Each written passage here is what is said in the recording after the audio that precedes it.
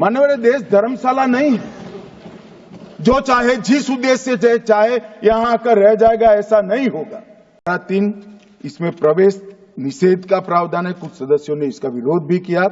राष्ट्रीय सुरक्षा या सार्वजनिक स्वास्थ्य के लिए खतरा पाया जाएगा, उसको प्रवेश की अनुमति नहीं दी जाएगी। माननीय देश धर्मशाला नहीं है, जो चाहे जिस उद्देश्य से चाहे यहां आकर रह जाएगा, ऐसा नहीं होगा।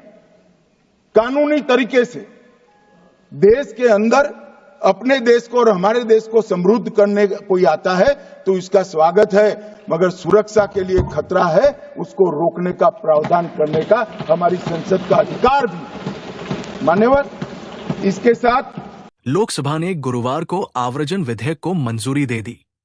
इसके बाद केंद्रीय गृह मंत्री अमित शाह ने तृणमूल कांग्रेस की कड़ी आलोचना की। अमित शाह ने कहा कि जो लोग व्यापार, शिक्षा और निवेश के लिए भारत आएंगे, उनका स्वागत किया जाएगा, लेकिन जो लोग देश की सुरक्षा के लिए खतरा पैदा करेंगे, उनके खिलाफ सख्त कार्रवाई की जाएगी। उन्होंने ये भी स्पष्ट किया कि भारत कोई लॉज नहीं है। वो लोकसभा में आव्रजन और विदेशी विधेयक 2025 पर जवाब दे रहे थे। उन्होंने भारत बांग्लादेश सीमा पर घुसपैठ की बात करते हुए तृणमूल कांग्रेस की कठोर भाषा में आलोचना की। उन्होंने कहा कि भाजपा 2026 के विधानसभा चुनाव के बाद पश्चिम बंगाल में अपनी घुसपैठ खत्म कर देगी। उन्होंने कहा, आव्रजन कोई विशेष मुद्दा नहीं है, देश की समस्याएं भी इससे जुड़ी है। राष्ट्रीय सुरक्षा के लिए ये जानना बहुत जरूरी है कि देश की सीमा में कौन प्रवेश कर रहा है। हम देश की सुरक्षा को खतरे में डालने वालों पर कड़ी नजर रखेंगे। राष्ट्रीय सुरक्षा को खतरा पैदा करने वालों को देश में प्रवेश नहीं करने दिया जाएगा। देश कोई मठ नहीं है। उन्होंने कहा, अगर कोई देश के विकास में योगदान देने के लिए देश में आता है तो उसका हमेशा स्वागत है। उन्होंने ये भी आरोप लगाया कि ममता बनर्जी सरकार, जो बांग्लादेशियों को आधार कार्ड मुहैया करा रही है, सीमा पर बाड़ लगाने के लिए जमीन आवंटित नहीं कर रही है। 450 किलोमीटर क्षेत्र में बाड़ लगाने का काम रुका हुआ है, क्योंकि पश्चिम बंगाल सरकार ने बाड़ लगाने के लिए जमीन उपलब्ध नहीं कराई है। जब भी बाड़ लगाने की प्रक्रिया होती है तो सत्तारूढ़ पार्टी के कार्यकर्ता गुंडागर्दी दिखाते हैं और धार्मिक नारे लगाते हैं। उन्होंने कहा, वहां बाड़ लगाने का काम पूरा नहीं हुआ है क्योंकि पश्चिम बंगाल सरकार घुसपैठियों पर दया दिखा रही है।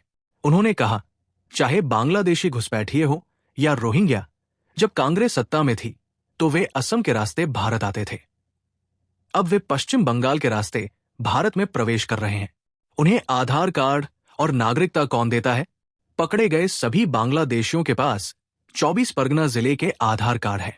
उन्होंने कहा, भाजपा 2026 में पश्चिम बंगाल में सरकार बनाएगी, तब हम इसे खत्म कर देंगे। शाह ने कहा कि प्रधानमंत्री नरेंद्र मोदी के कार्यकाल में पड़ोसी देशों से 6 उत्पीड़ित समुदायों के लोग सीए के जरिए देश में शरण मांग रहे हैं। उन्होंने कहा, भारत एक भूसांस्कृतिक राष्ट्र है, भूराजनीतिक राष्ट्र नहीं। फारसी लोग भारत आए थे, आज वे देश में सुरक्षित है। दुनिया का सबसे छोटा अल्पसंख्यक समुदाय केवल भारत में सुरक्षित है।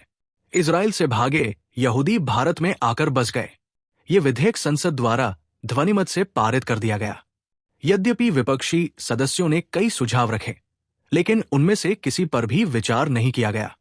प्रस्तावित कानून का उद्देश्य आव्रजन और विदेशियों से संबंधित विभिन्न सेवाओं को सुव्यवस्थित करना है। इसमें उनके भारत आगमन, प्रस्थान और यहां उनके प्रवास का विवरण शामिल है। वर्तमान में ये विदेशियों के पंजीकरण अधिनियम 1939 और विदेशियों के पंजीकरण अधिनियम 1946 द्वारा विनियमित है, जबकि विदेश में भारतीय दूतावासों या केंद्रों द्वारा विदेशियों को सभी श्रेणियों के भारतीय वीजा भौतिक या स्टीकर के रूप में जारी किए जाते हैं। आव्रजन ब्यूरो 167 देशों के लोगों को 7 श्रेणियों में इलेक्ट्रॉनिक वीजा जारी करता है। इसके अतिरिक्त आव्रजन अधिकारी 3 देशों के नागरिकों को 6 निर्दिष्ट हवाई अड्डों पर आगमन पर वीजा भी प्रदान कर रहे हैं। जापान, दक्षिण कोरिया और संयुक्त अरब अमीरात केवल उन संयुक्त अरब अमीरात के नागरिकों के लिए जिन्होंने पहले ई वीजा या नियमित या कागजी वीजा प्राप्त किया था। विपक्षी सांसदों ने विधेयक के कुछ प्रावधानों पर आव्रजन अधिकारियों को मनमानी शक्तियां देने का आरोप लगाया है। उन्होंने ये भी मांग की कि विधेयक को विस्तृत जांच के लिए संयुक्त संसदीय समिति के पास भेजा जाए।